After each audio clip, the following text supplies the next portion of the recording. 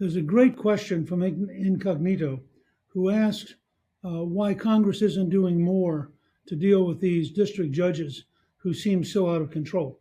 Well, I can talk about that because I actually testified at a Judiciary Committee hearing in the House just about a week ago, talking about the need to restrict district courts to local district decisions and not allow district court judges to make nationwide decisions that affect everybody as though they were an alternative president.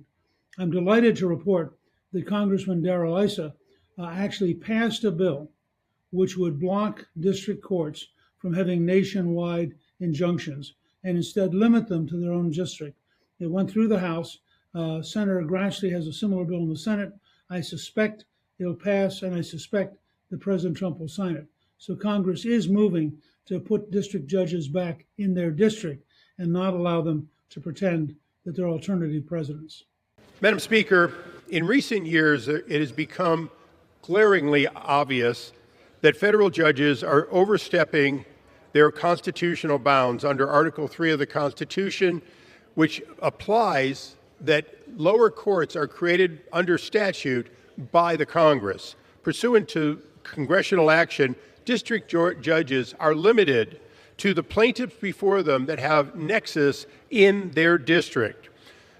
Madam Speaker, in short, that means that a district judge needs to be confined to their district and to people who are in their district. Case after case over decades has shown that when they fail to do so, the cases are thrown out. More importantly, if they were to continue to do what is generally called nationwide injunctions, then in fact there would be no need for a 5-4 or 6-3 decision by the High Court. The High Court of 9 must reach a majority in order to make something the law of the land, and yet a single district judge believes that they can make the law of the land. Since President Trump has returned to office, left-leaning activists have cooperated with ideological judges who they have sought out to take their cases and weaponized nationwide injunctions to stall dozens of lawful executive actions and initiatives. Proof of that occurred just yesterday when, by a majority of the U.S. Supreme Court, yet another judge's national ban was overturned. These actions touch on many of the most critical issues facing our countries, such as securing our borders, reforming insufficient and ineffective government bureaucracy, and strengthening our military. Let me be absolutely clear. These sweeping injunctions represent judicial activism at the worst. And don't just take my word for it. As late as October of last year, the Solicitor General of the Biden administration urged the end of these practices, stating that, in fact, the Biden administration has to win every time. The opposition only has to win one out of even a dozen cases. That is exactly the problem we are facing. The Supreme Court regularly considers cases that are done in the ordinary course, where one district judge and perhaps a jury rules one way and another rules another way, and the courts, through the appellate process, come up with a single law of the land. But they do so looking at the arguments of both winning and losing, and they do so while the administration is not nationally and internationally banned. National injunctions are being used to halt executive actions and executive orders, not just for plaintiffs before the court, but across the entire country, including individuals and entities that are not even parties to the litigation, and in many cases may not favor the outcome and would not have been willing plaintiffs. This undermines the system of government. It empowers individual unelected judges to dictate national policy and to thwart the Constitution, to take rights reserved to Congress and the President of the United States.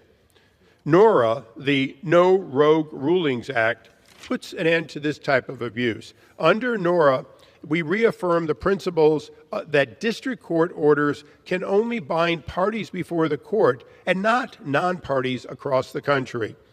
This reform will also discourage the growing trend to forum shop.